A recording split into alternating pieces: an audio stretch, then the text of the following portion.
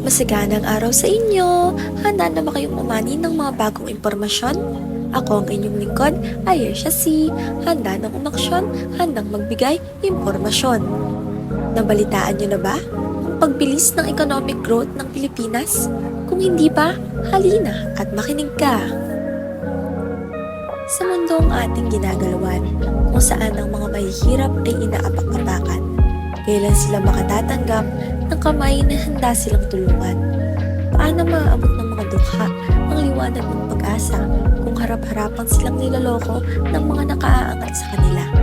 Patuloy na binibilog ang utak at pinaniniwala sa mga mamubulaklak na salita. Isa nga ba itong kasinungalingan o katotohanang hindi nila mararanasan? Bumuo ang National Economic Development Authority ng panibagong estratehiya para sa pagpapaunlad ng ekonomiya ng bansa at pagpapanatili nito sa posisyon bilang isa sa may pinakamataas na economic growth sa buong Asia-Pacific region. Isa sa mga pinagtuunang pansin dito ang pagpapababa ng porsyento ng kahirapan o poverty incidence sa bansa.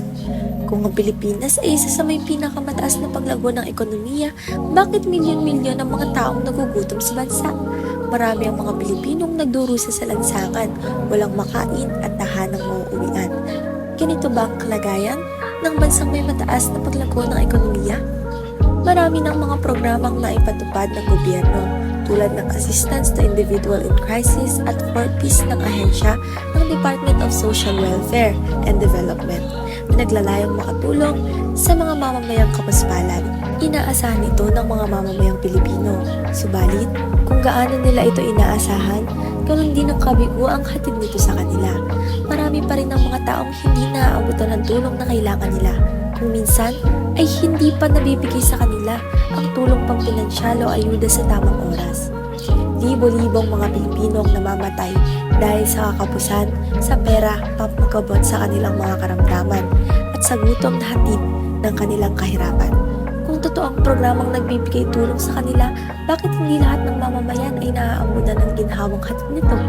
Tila ba'y wala namang kwenta ang mga programang ito dahil patuloy pa rin ang mga buhay na nawawala.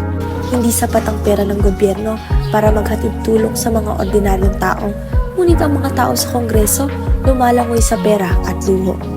Tunay nga bang lumago ang ating ekonomiya? Bakit hindi ito ramdam ng mga mahihirap nating kababayan? Isang malaking kasinungalingang ginamitan ng mga numero at grafikong ebidensya. Walang malagong ekonomiya habang may mamamayang nagsasakripisyo at korupsyon sa loob ng gobyerno. Hindi lalago ang bansang Pilipinas kung hindi lalago ang bawat Pilipino. Hindi lang ang pag-aabot ng tulong pinansyal ang magagawa ng gobyerno para sa mga dukhang Pilipino. Bakit hindi sila bigyan ng pagkakataong makapasok sa mga trabaho? Hindi matutuldukan ng kahirapan kung hindi matutuldukan ng korupsyon. Bago palaguin ang ating bansang Pilipinas, nararapat na siguruhin muna na wala mismo sa gobyerno ang salot sa ekonomiya.